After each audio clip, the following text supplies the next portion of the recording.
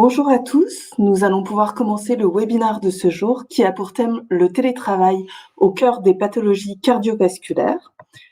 Pour présenter ce webinaire du jour, nous accueillons Amandine Carciofo, qui est sophrologue mais également infirmière diplômée d'État, et également Nathalie Broquet, déléguée régionale au sein de la Fédération française de cardiologie depuis 2015.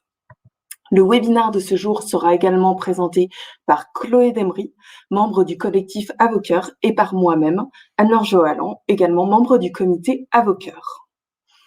Le webinaire de ce jour a effectivement pour thème le télétravail au cœur des pathologies cardiovasculaires.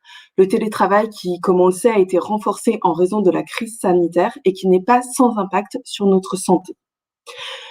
Les thèmes abordés au cours de ce webinaire sera d'abord une courte présentation de Kyrialis, ensuite le collectif Avoqueur, qu'est-ce que c'est? Je laisserai Chloé présenter ce thème. Ensuite, Amandine et Nathalie vous présenteront le télétravail au cœur des pathologies cardiovasculaires. Puis, nous prendrons un temps d'échange pour répondre à vos questions et Nathalie et Amandine apporteront des réponses. Néanmoins, n'hésitez pas au cours de la présentation à poser au fur et à mesure vos questions et nous y répondrons à la fin de la présentation. Donc, n'hésitez pas dès maintenant, dès la présentation d'Amandine, à poser vos questions. Pour cela, vous avez un onglet à droite, questions, et vous posez vos questions à cet endroit. Si vous ne pouvez pas assister à l'ensemble du webinaire, pas d'inquiétude, car vous aurez un replay qui sera disponible dès la fin de la présentation. Si vous souhaitez également télécharger la présentation, il est possible de le faire soit à partir de la plateforme, soit à partir du petit nuage qui se trouve à droite de la présentation. Je vais maintenant passer à une courte présentation de Kyrialis. Kyrialis est une institution de prévoyance à destination des professionnels du droit et notamment à destination des salariés des cabinets d'avocats. Elle fête ses 60 ans d'engagement. Nous intervenons dans différents secteurs, notamment en prévoyance, en complémentaire santé, en retraite, en dépendance, en indemnité de fin de carrière et puisque nous sommes un organisme à but non lucratif, également en matière d'action sociale. N'hésitez pas à consulter notre site internet pour avoir davantage d'éléments sur nos garanties. Je vais maintenant laisser Chloé vous présenter le collectif Avoqueur. Chloé, c'est à toi. Merci. Bonjour à tous. Donc oui, juste avant d'entamer ce webinaire, on va quand même revenir sur le collectif Avoqueur, donc auquel Anne-Laure Johalan et moi-même appartenons. Donc en partenariat avec la Fédération française de cardiologie Île-de-France, plusieurs actions ont été mises en place au sein de Kyrialis afin de prévenir et surtout sensibiliser sur les maladies cardiovasculaires. Et le collectif Avoqueur s'inscrit notamment dans notre PEPS Challenge, qui est une initiative qui concerne tous les collaborateurs Kyrialis, donc depuis la fin de 2018, donc depuis 2 ans et demi maintenant, afin que l'on relève ensemble des challenges représentatifs de nos valeurs, donc que sont la proximité, l'engagement, la performance, mais aussi et surtout la solidarité cette année. Donc il est notamment question de s'engager à porter des projets et défendre des causes dans lesquelles nous retrouvons nos valeurs motrices.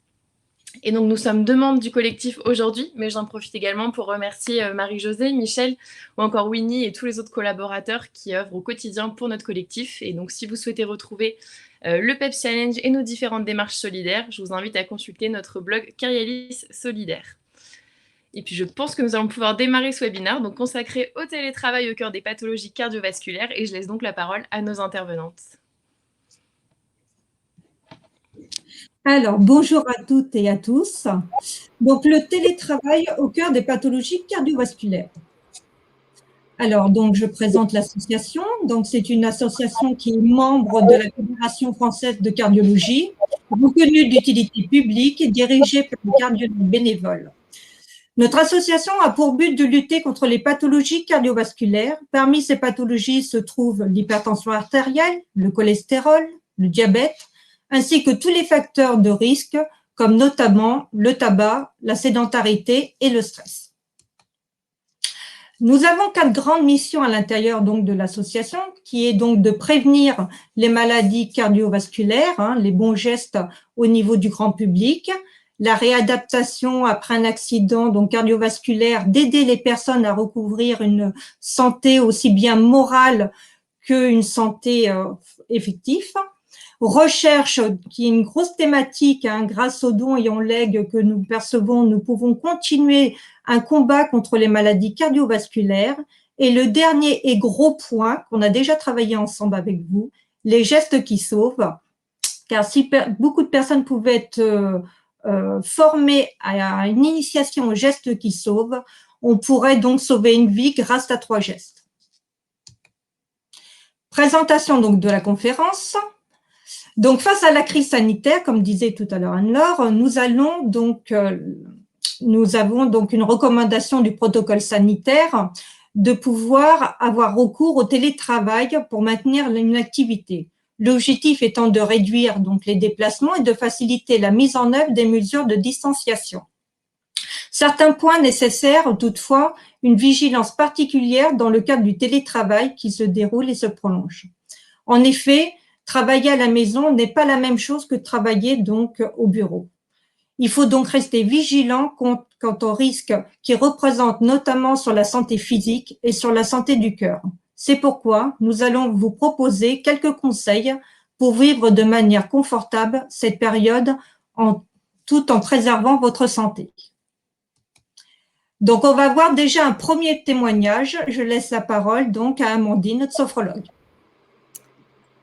Donc, bonjour à tous. Donc, effectivement, on va voir le premier témoignage, un témoignage de Julie, 39 ans, qui est cadre commercial en télétravail 3 jours par semaine.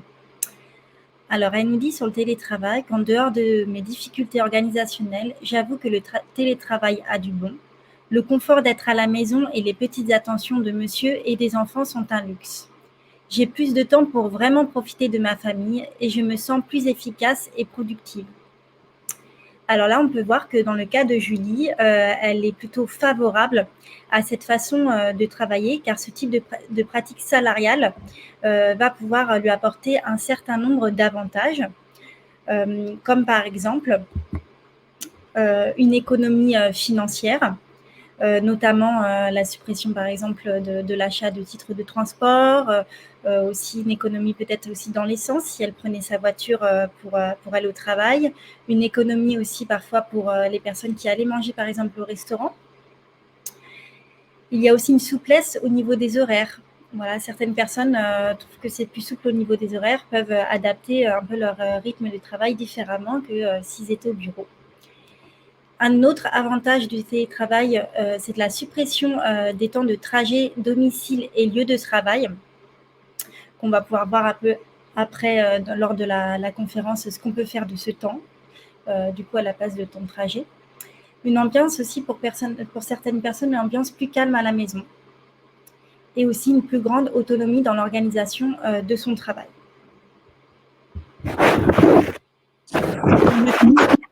Donc maintenant, nous allons voir un deuxième témoignage. Donc là, on va parler de Pierre qui a 47 ans, qui est comptable et qui est en télétravail 5 jours par semaine, donc à temps complet. Alors, au début, je trouvais super l'idée de travailler. J'ai eu la fausse bonne idée de m'installer confortablement dans le salon pour ne pas faire cavalier seul. Cela est devenu infernal. Et oui, la vie à la maison ne tourne pas autour de moi et chacun va qu'à ses occupations. Mon grand de 16 ans regarde la télévision dans le salon après avoir fait ses devoirs et je n'échappe pas aux sollicitations de ma fille de 9 ans. Papa, pour les devoirs, j'ai besoin de toi. Je travaille de manière hachée, si bien que je rattrape mon retard en mangeant sur le pouce le midi et en travaillant en soirée après le dîner quand les enfants sont couchés. J'ai consulté mon généraliste pour des maux de tête fréquents, des palpitations, des maux de dos et de la fatigue. Alors là, en dépit des avantages de ce type de pratique salariale, on peut voir qu'il peut y avoir aussi un certain nombre d'inconvénients voilà, qu'on a pu observer à travers ce témoignage de Pierre. Alors, notamment des difficultés donc, au niveau de l'isolement social et professionnel, puisque par nature, voilà, le télétravailleur ne partage plus son lieu de travail avec ses collègues et donc il peut se sentir parfois un peu exclu au niveau social. Il peut rencontrer également des difficultés de gestion et d'organisation du travail, puisqu'il va courir le risque de ne plus scinder suffisamment sa vie privée et sa vie professionnelle, ce qui peut favoriser pour certaines personnes un épuisement professionnel ou au contraire une addiction au travail. Pour certaines personnes aussi, il peut y avoir un sentiment de déshumanisation dans la relation collégiale ou à l'encadrement ou en clientèle. voilà, on peut être plus facilement exposé peut-être à des agressions physiques par téléphone que par visu. Il peut y avoir aussi des difficultés à gérer des problèmes techniques lors de l'utilisation d'outils numériques. Donc voilà, par exemple, l'Internet qui coupe, voilà, tout ce genre de choses, ça peut engendrer du stress. Et ensuite, pour certaines personnes aussi, les difficultés rencontrées peuvent être une sensation de charge de travail globale plus importante. Voilà, parce que n'ayant pas forcément de contact toujours direct avec ses collègues, sa hiérarchie, on peut parfois avoir un sentiment un peu plus flou des tâches à réaliser, et ce qui peut provoquer un sentiment de surcharge de travail.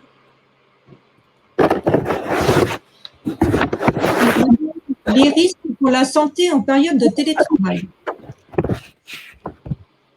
Alors, il faut savoir qu'il y a quand même plus de 8 Français sur 10 qui déclarent au moins un changement négatif associé à l'hygiène de vie depuis le début du premier confinement, donc depuis maintenant un peu plus d'1 an. Alors, en premier lieu, il y a vraiment une augmentation majeure du stress. Alors, il faut savoir que le stress élevé et prolongé peut être un déclencheur d'une maladie cardiaque. Donc, je rappelle que les symptômes cardiaques du stress aigu vont être par exemple une tachycardie, des palpitations cardiaques, des sensations d'angoisse, parfois même de panique, une douleur thoracique qui peut être parfois intense et prolongée, parfois même pour certaines personnes un malaise vagal, donc la sensation de tomber dans les pommes, ce qui va provoquer une activation du système nerveux freinateur allant jusqu'à la perte de connaissance. Et pour certaines personnes, ça va être plutôt un essoufflement brutal, comme une perte, l'impression d'avoir du mal, des difficultés respiratoires. Les risques pour la santé en période de télétravail. Voilà, donc le deuxième risque très important dans cette période, c'est une augmentation de la sédentarité. Puisqu'on est à la maison, effectivement, donc on va avoir plus tendance à rester assis, dû à la diminution des temps de trajet notamment. Alors, plus de 25% des adultes ont augmenté leur temps passé assis. Il y a aussi plus que 41% d'adultes qui ont développé une addiction visuelle et auditive aux écrans depuis le premier confinement toujours. Alors, qu'est-ce que ça provoque, cette sédentarité? Alors, il faut savoir que la sédentarité, la différence entre la sédentarité et l'activité physique, la sédentarité, ça va être le temps passé assis ou allongé hors temps du sommeil. Donc, qu'est-ce qui va se passer au niveau cardiaque? Donc, il va y avoir une diminution de la puissance de contraction du muscle cardiaque, parce que le cœur, c'est un muscle. Le cœur va renvoyer et recevoir moins de sang dans le corps. Et donc, automatiquement, vous allez moins oxygéner votre corps dans les muscles et également dans vos organes, ce qui va affaiblir le cœur. Le troisième grand risque pour la santé en période de télétravail, c'est une difficulté à maintenir une alimentation équilibrée en qualité et en quantité. Donc, effectivement, le temps de repas que le télétravailleur s'accorde sont parfois trop courts, pris sur le pouce. Là, c'est ce qu'on a vu dans l'exemple du témoignage. Donc, c'est des temps qui sont parfois trop courts qu'on s'accorde, et du coup, ce qui peut emmener à un déséquilibre alimentaire. Donc, ce déséquilibre alimentaire va favoriser l'hyperlipidémie, l'hyperglycémie et le LDL cholestérol, donc le mauvais cholestérol. Il peut y avoir aussi un excès de poids, donc une prise de poids, ce qui va favoriser l'hypertension artérielle et le risque aussi de développer plus tard du diabète. Ça peut favoriser aussi des caillots et des dépôts de graisse sur les parois des artères, donc ce qui va amener une accélération du vieillissement des artères.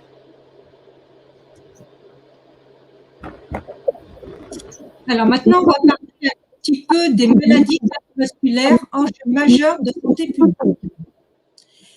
Il y a en tout 400 morts par jour, soit 147 000 morts par an. C'est quand même énorme. Les premières causes de mortalité sont les femmes et les plus de 65 ans. 2 millions de Français sont soignés en ALD, donc affection de longue durée, première cause d'handicap.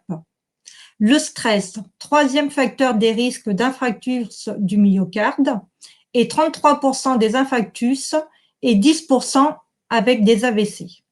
14 millions d'hypertendus, 10 millions de Français ont trop de cholestérol, 3 millions de diabétiques, 66 millions de décès liés au tabac, la sédentarité, 3 Français sur 4 ne marchent pas assez. Ils doivent réaliser les 10 000 pas recommandés par jour. La sédentarité multiplie par 2 les risques de maladies cardiovasculaires. Maintenant, nous allons parler les bons réflexes à adopter. Organisez et rythmez votre journée en télétravail. Donc effectivement, lorsqu'on va au bureau, on ne se rend pas forcément compte, mais à la longue, on met tout en place un cérémonial quotidiennement. Or, ces petites habitudes sont nécessairement donc, bousculées par cette période de télétravail. Et cela va risquer de perturber votre rythme de travail à la maison. Donc, il va falloir donc réinstaurer des petites routines quotidiennes pour remettre votre corps et votre esprit en mode travail tout en préservant votre santé. Donc, effectivement, la première règle, la règle d'or, qui est très importante, c'est d'organiser et de rythmer sa journée en télétravail. Donc déjà, ce que vous pouvez faire comme conseil qu'on peut vous donner, c'est de vous habiller comme si que vous alliez au travail. Cela va permettre de donner le signal au cerveau qu'il est temps de se mettre en route pour travailler. Mais également aussi de donner, de garder une bonne image de soi, de soigner son apparence, pour garder toujours cette image positive de soi-même. Le fait, d'enfiler des vêtements, ça peut paraître parfois anodin, mais effectivement, ça permet, de toujours donner, ce signal au cerveau qu'il est temps de se mettre en route pour travailler. Ensuite, vous pouvez également démarrer et terminer votre journée avec un rituel. Donc, ça va être le fait d'identifier un geste ou une action qui symbolise pour vous le démarrage de votre journée professionnelle. Donc, ça peut être, par exemple, mettre votre montre, mettre un rouge à lèvres, aller chercher votre sac d'ordinateur que vous avez posé la veille dans un placard, par exemple, et l'installer sur votre table, sur votre bureau. Voilà, pour que ça vous donne ce signal, toujours le signal comme quoi vous pouvez vous mettre maintenant au travail. Il est important aussi de planifier votre journée, donc en instaurant cette nouvelle routine. Donc, comment la planifier cette journée? C'est déjà en se fixant des objectifs pour la journée. Voilà, et s'y tenir, évidemment. Donc, tout en informant donc, toujours son entourage, qui est peut-être avec vous à domicile, des moments où vous ne serez pas disponible pour eux. Également, de construire ce planning en lien avec votre supérieur, en gardant toujours, si possible, les mêmes cadres horaires qu'au bureau. Il est important aussi de se fixer des heures de repas et des heures de pause et s'y tenir sans dépasser ni les réduire. Donc ça, on en reviendra un petit peu plus tard dessus sur les repas. Et de partager un signal visible à votre entourage des grandes lignes de votre organisation et de votre agenda de votre journée, en expliquant toujours clairement les moments où vous êtes totalement vraiment absorbé par votre activité et les temps plus souples où vous pouvez être éventuellement un peu plus dérangé. Alors, toujours dans l'organisation, vous pouvez aménager votre espace de travail de manière agréable et propice au bien-être. Donc, en privilégiant, si possible, un endroit ensoleillé et à proximité de la lumière naturelle. Et ainsi aussi aménager votre bureau, donc par exemple avec une lampe, si vous n'êtes pas proche d'un endroit lumineux de base, et décorez-le d'objets personnels, comme par exemple une plante, des photos de vacances, comme si vous étiez au bureau, vous aménagez chez vous ce petit coin de travail. Évidemment, de vous installer de manière confortable pour vous sentir bien tout au long de votre journée de travail. Maintenant, nous allons parler de pratiquer au minimum 30 minutes d'activité physique par jour. Voilà, donc effectivement, cette activité de 30 minutes par jour va vous permettre de réduire de 25 à 30% les risques de mortalité cardiovasculaire. Donc, quand même, ce pourcentage est quand même assez conséquent. Donc, ça vaut vraiment le coup de pratiquer 30 minutes d'activité physique par jour. Donc, les 30 minutes d'activité par jour, ça équivaut aussi à les 10 000 pas par jour qui sont recommandés par l'OMS. Donc, ces 10 000 pas par jour, si vous avez par exemple un smartphone, il y a pas mal d'applications maintenant où vous pouvez calculer vos pas par jour. Alors, comment faire cette activité physique tous les jours en télétravail? Donc, vous pouvez par exemple utiliser le temps de trajet que maintenant vous n'avez plus pour aller au travail, l'utiliser d'une manière autre, notamment dans l'activité physique, en démarrant votre journée par une marche, un footing, du vélo en extérieur. Donc, même si c'est une période très courte, c'est déjà une mise en mouvement du corps. Un autre temps où vous pouvez aussi pratiquer cette activité physique, c'est lors de votre pause méridienne, de garder 10-15 minutes après votre repas pour ressortir et faire une petite marche digestive, alors seul ou avec des collègues, un voisin, des amis, surtout si vous manquez un peu de motivation pour sortir, parfois d'y aller à plusieurs, ça peut être plus motivant. Si vous ne pouvez pas bouger de chez vous et que vous préférez rester en intérieur, vous pouvez aussi vous programmer une activité physique ou sportive en ligne. Alors là, ça s'est énormément développé sur Internet depuis le premier confinement. Donc une activité accompagnée de façon à avoir un programme de qualité, varié, ludique, toujours en tenant compte de vos capacités physiques et aussi de votre âge et d'éventuellement de pathologies qui pourraient être contre-indiquées à certaines pratiques.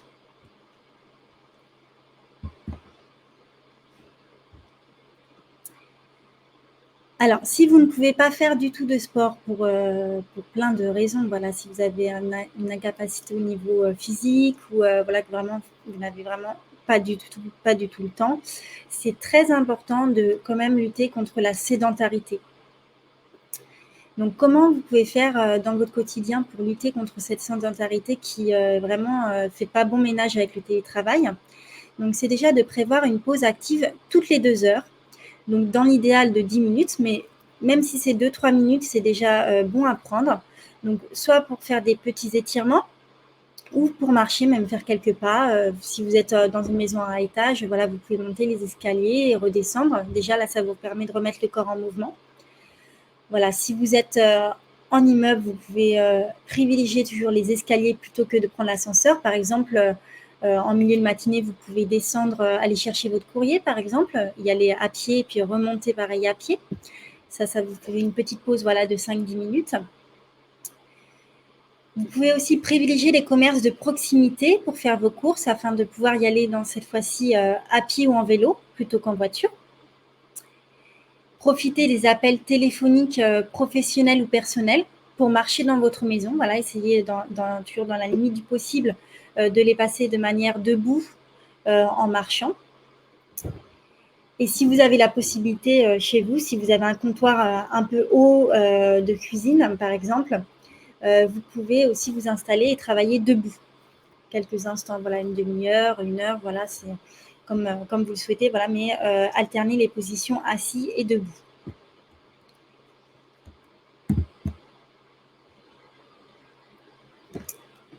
Alors, l'une des règles d'or aussi qu'on peut vous conseiller, c'est de vous accorder des moments de détente chaque jour. Alors, le télétravail, c'est une opportunité vraiment pour s'épanouir au niveau personnel. Alors, le choix d'une activité complémentaire est primordial à la fois donc, pour la motivation et le moral. Et du coup, vous allez pouvoir utiliser ce gain de temps que vous récupérez, par exemple, sur les transports, l'utiliser donc pour faire une activité qui vous tient au cœur. Donc, soit une activité physique, comme on l'a vu tout à l'heure, mais ça peut être aussi un loisir autre que physique. Donc, par exemple, préparer son repas du midi, lire, faire une activité familiale, faire du jardinage, aller faire vos courses. C'est assez vaste, le panel est très vaste. Et tout est bon pour profiter au mieux de cette nouvelle vie de télétravail.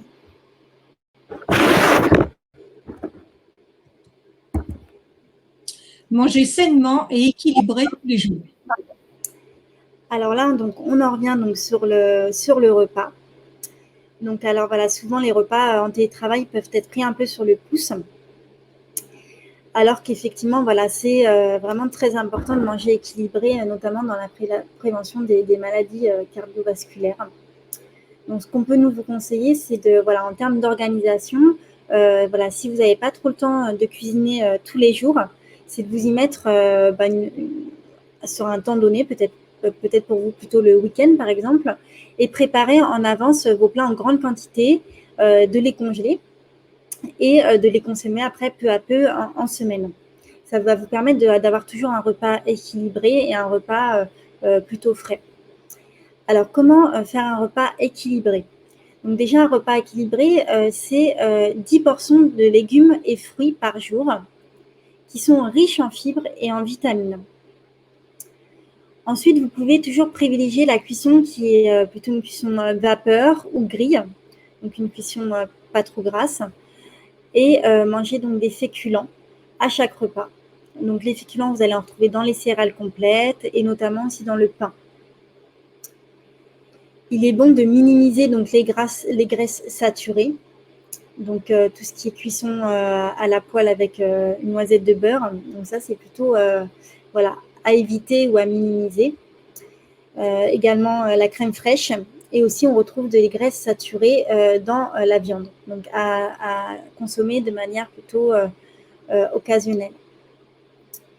Et préférer donc plutôt les acides gras insaturés. Donc les acides gras insaturés, on va les trouver plutôt dans l'oméga 9, donc dans l'huile d'olive, également dans l'oméga 3, donc le soja, le colza, les noix et tout ce qui est poisson gras, notamment par exemple le saumon. Donc c'est tout à fait normal aussi que vous ayez parfois des envies de sucre, surtout quand on est à la maison, que la cuisine n'est pas trop loin, donc c'est plus facile, voilà, d'avoir ces envies-là. Donc c'est normal. Donc dans ce cas-là, c'est toujours, faut pas s'en priver. Et il faut juste toujours rester sur cette quantité et cette association qu'on en fait. Voilà, donc toujours cette petite envie, vous pouvez la prendre, mais plutôt en fin de repas.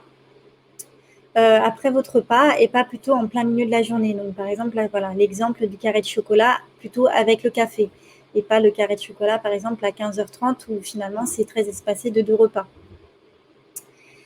Voilà, si même après cette envie de sucre, vous avez toujours cette petite envie de grignoter, voilà, il faut mieux privilégier des produits sains, comme par exemple des graines. Ça, il y en a des multitudes maintenant dans les grandes surfaces et un peu partout. Des graines, alors des produits laitiers plutôt sans sucre et des fruits frais ou des fruits secs.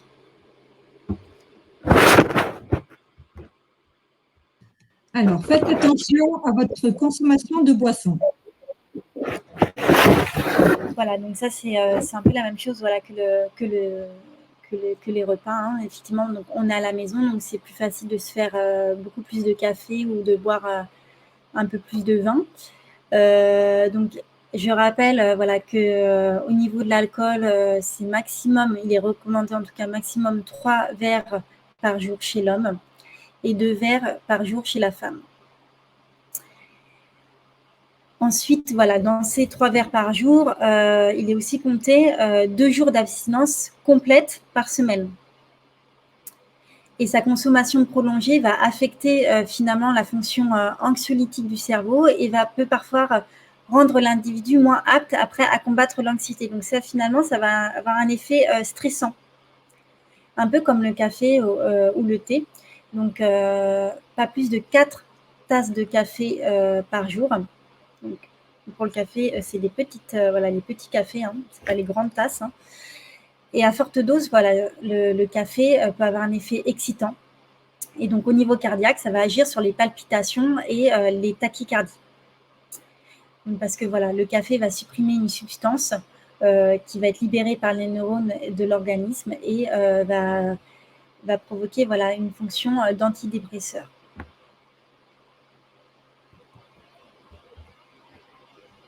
Arrêtez de fumer.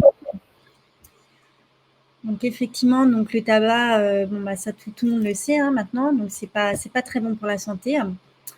Ça favorise notamment le stress et provoque donc au niveau cardiaque une augmentation de la tension artérielle, un rétrécissement des artères et une accélération de la fréquence cardiaque. Donc ça, c'est au niveau du cœur. Alors, les avantages d'arrêter de fumer, voilà, donc il faut savoir que déjà, quand on arrête de fumer, en 24 heures, vous allez avoir une élimination totale du monoxyde de carbone dans votre corps, dans l'organisme. Donc, cette élimination du monoxyde de carbone va déjà vous améliorer au niveau du transport de l'oxygène. Ensuite, en 2 jours, seulement 2 jours, vous allez avoir votre odorat et le goût des aliments et la qualité de votre sommeil qui vont s'améliorer. Voilà, parce que aussi le tabac, ça peut provoquer des troubles du sommeil. En 2 semaines, après 2 semaines d'arrêt, vous avez la fonction des plaquettes qui va être normalisée. Donc les plaquettes, c'est au niveau des cellules. Et donc vous allez avoir un risque de caillots qui va diminuer. Au niveau, après 2 semaines, entre 2 semaines et 3 mois, donc ça dépend des individus, vous allez déjà avoir au niveau de la toux et votre fatigue qui vont diminuer. Donc vous allez avoir une sensation déjà de mieux respirer et le souffle va s'améliorer. Après 1 an d'arrêt total de la cigarette, vous allez avoir le risque d'accident vasculaire cérébral qui sera exactement le même que celui d'un non-fumeur. Donc seulement après 1 an. Et après 5 ans, le risque d'infarctus est le même que celui d'un non-fumeur. Donc vous voyez qu'il y a quand même pas mal d'avantages à arrêter de fumer.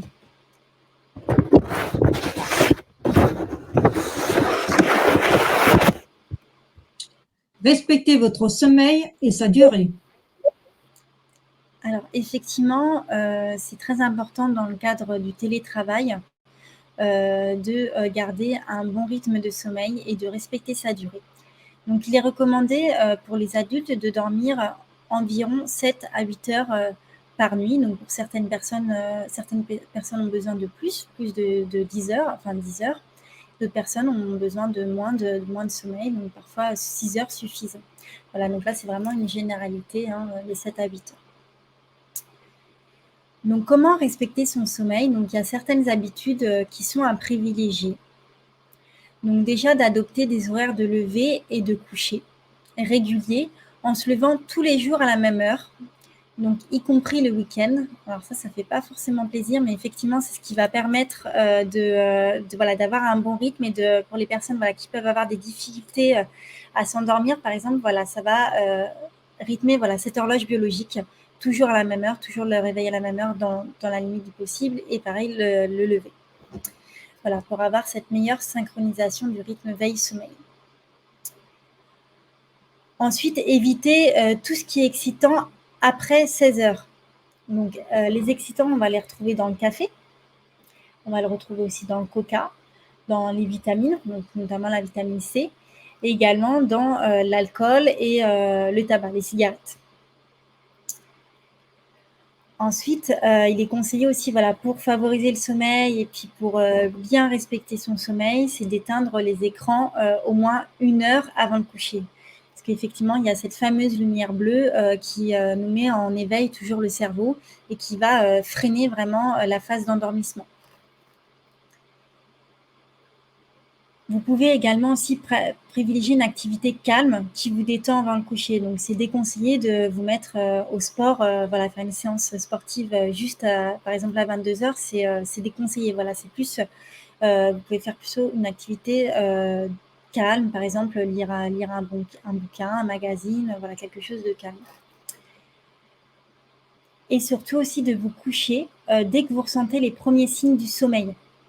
Donc, d'être à l'écoute en fait de votre corps, de vos signes annonciateurs du sommeil. Donc, c'est vraiment, les signes peuvent être très différents selon les personnes. Ça peut être très bien les yeux qui piquent. D'autres personnes, ça va être une fatigue musculaire. Certaines personnes vont bâiller.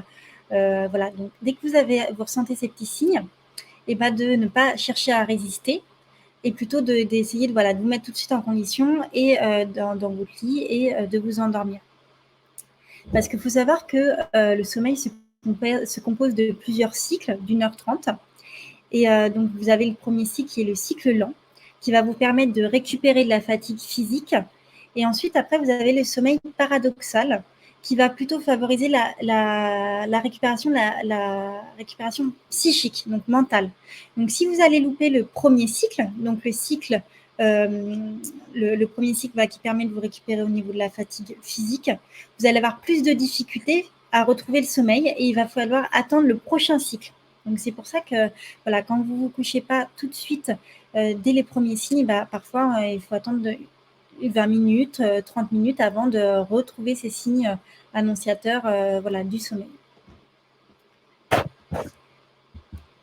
Alors, toujours dans le sommeil, donc il se peut voilà, à la maison d'avoir un petit coup de barre, une fatigue. Voilà, souvent, cette fatigue, on peut la retrouver après le repas du midi. Donc là, vous pouvez par exemple faire une petite pause, une petite sieste donc sur votre pause méridienne. Alors, une sieste, ce n'est pas une sieste de 1 heure, hein, c'est une sieste qui dure moins de 20 minutes. Donc, en général, pour une sieste réparatrice, il faut compter 5 à 20 minutes. Vraiment, 20 minutes, c'est le grand maximum. Donc, pour cette sieste, vous pouvez vous installer, voilà, par exemple, sur un fauteuil, dans votre canapé, voilà, assise de préférence. Et ces effets vont être plutôt bénéfiques dans cette sieste puisque vous allez avoir un effet défatigant, un effet anti-stress et aussi ça va vous favoriser votre mémoire, la concentration et votre créativité.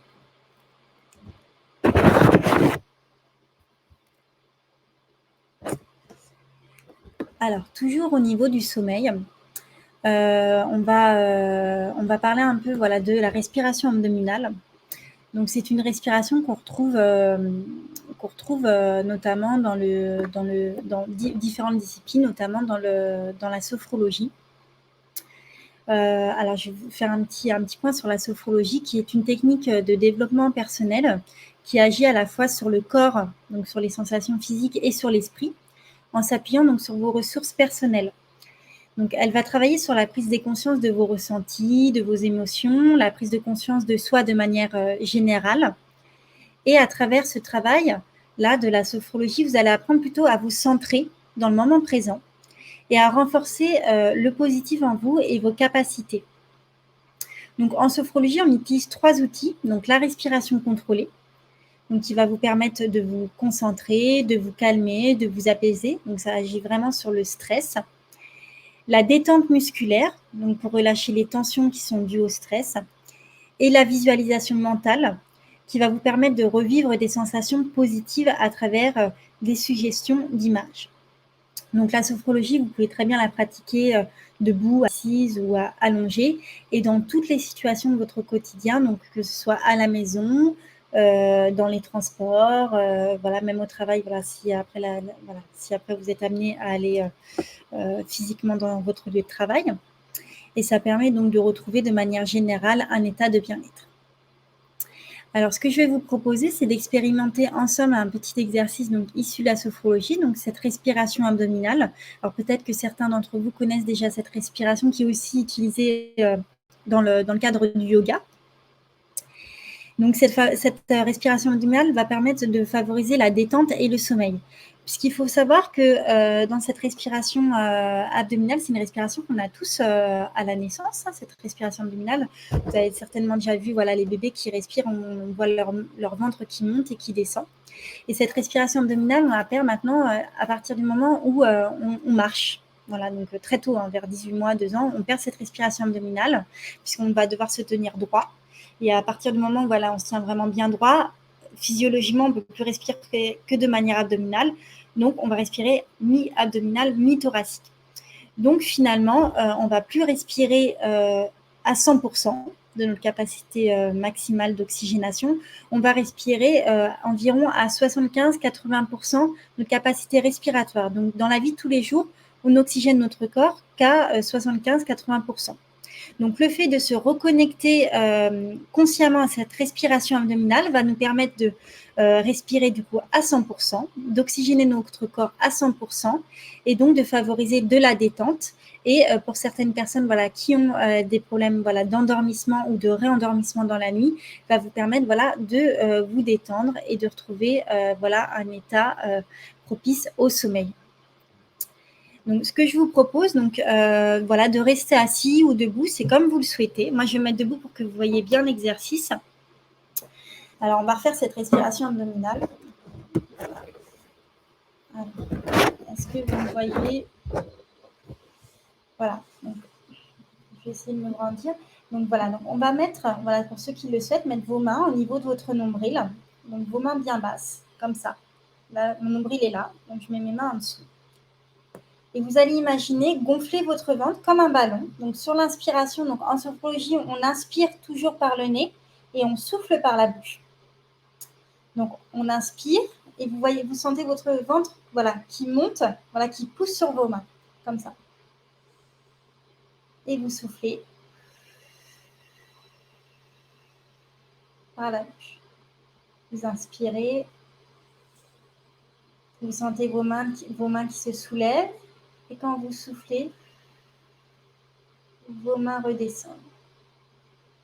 Avec cette respiration, je vous laisse la faire une petite minute en inspirant toujours par le nez. Et quand vous soufflez, vous imaginez comme si vous avez une paille entre les lèvres. Vous soufflez tout doucement, très lentement. Vous inspirez et vous soufflez.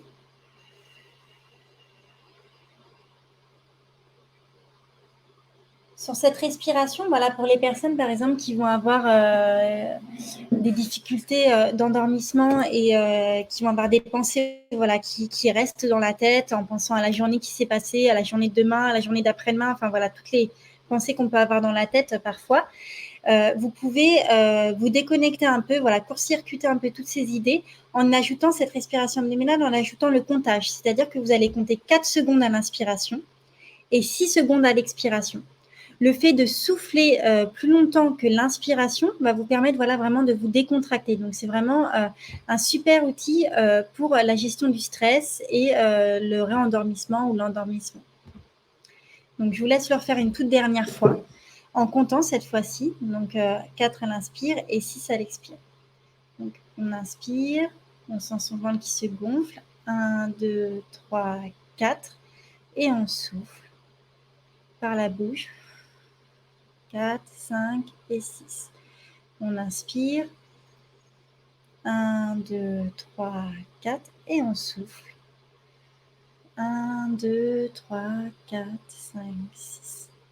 Donc ça, vous pouvez le faire une dizaine de fois, même beaucoup plus, selon vos besoins. Mais c'est bien de le faire déjà 1 minute ou 2 sur certains moments de la journée, aussi bien par exemple le matin, au moment de s'endormir, ou même le midi, ou dès que vous avez un petit coup de stress, vous reconnectez sur cette respiration abdominale.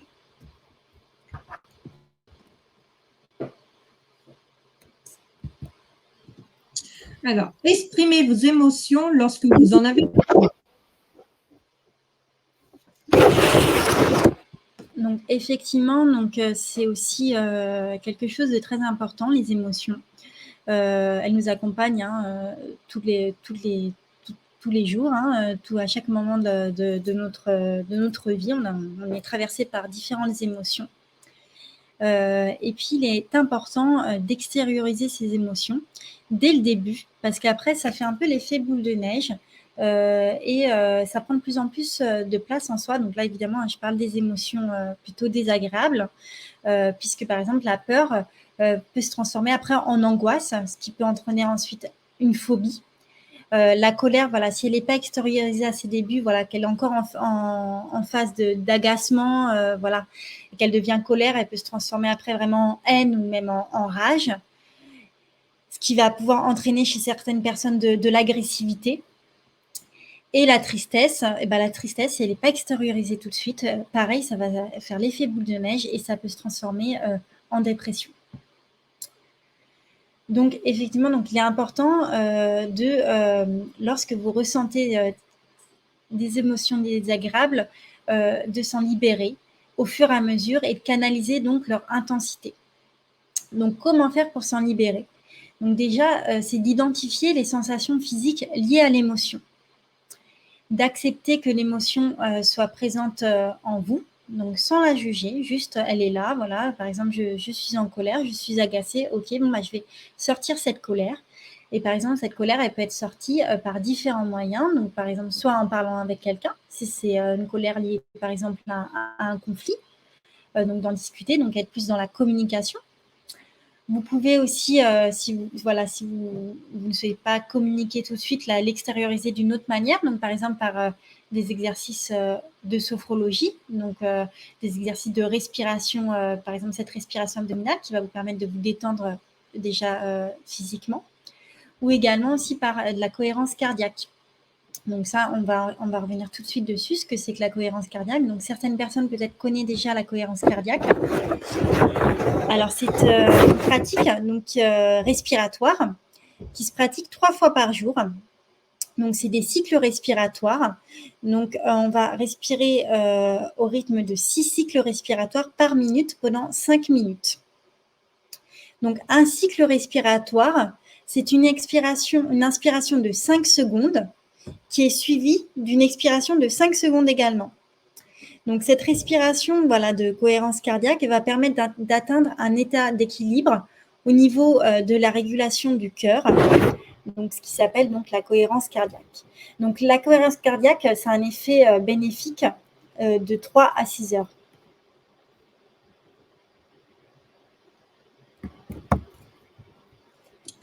Consulter un spécialiste si un besoin est ressenti.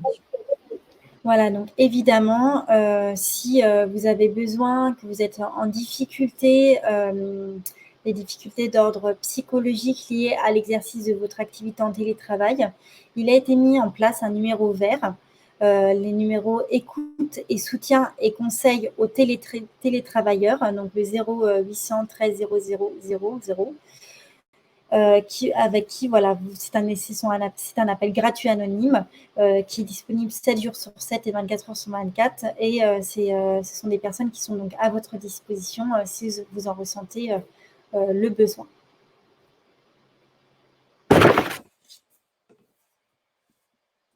Donc voilà, nous avons donc fini la présentation. Nous vous remercions de votre écoute. Et si vous avez des questions, nous sommes là pour répondre à vos questions. Merci Amandine et Nathalie pour oui, effectivement, pour cette présentation. J'en profite également pour les clients de Caralis pour vous parler du service Pluridis, puisque nous avons également un service d'assistance psychologique qui est à disposition des clients, qu'ils peuvent appeler 24 heures sur 24 et 7 jours sur 7. Donc, n'hésitez pas à consulter notre site internet Caralis et nos réseaux sociaux. Et vous avez un numéro dédié que vous pouvez appeler à tout moment si vous avez des difficultés d'ordre personnel ou professionnel, et notamment si vous êtes en situation de souffrance ou de difficultés particulières par rapport au télétravail ou autre.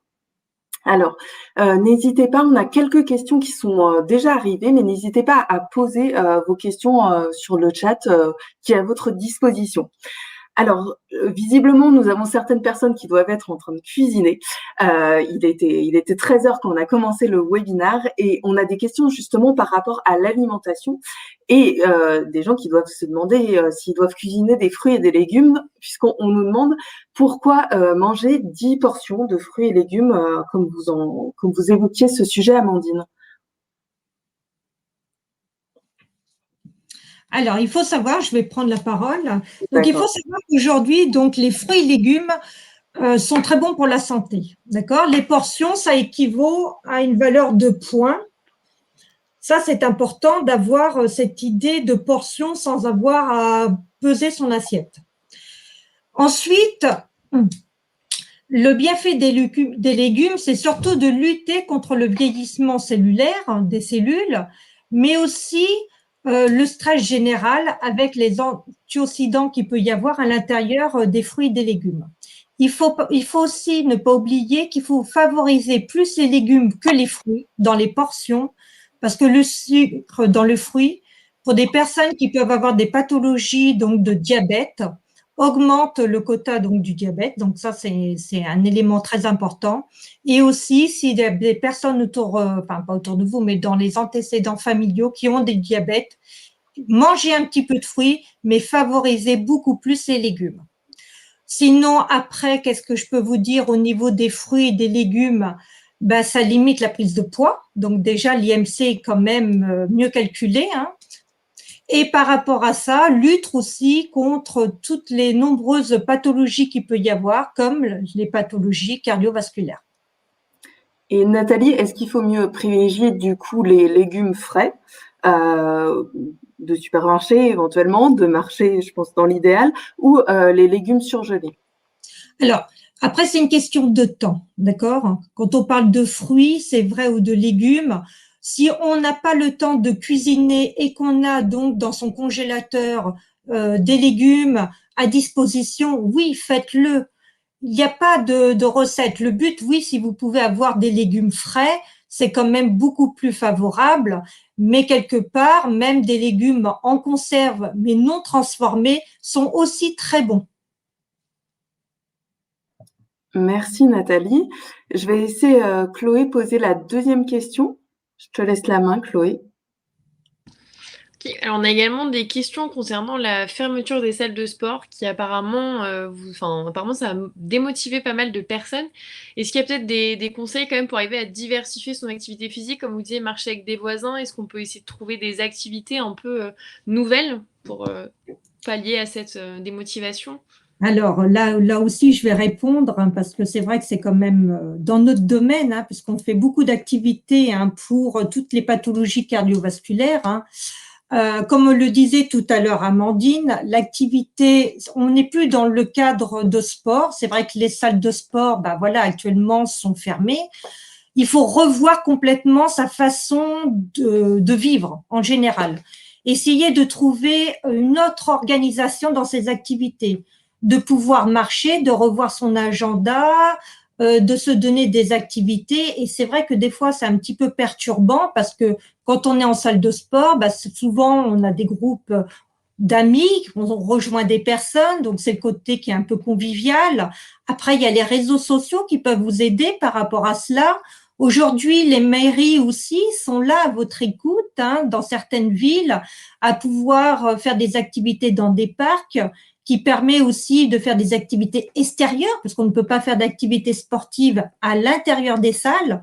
Donc voilà, il y a des choses à faire. Il y a aussi voir un peu vos besoins par rapport aux activités, mais il faut toujours bouger. C'est ça l'idée qu'il faut se donner. C'est qu'il faut bouger au quotidien.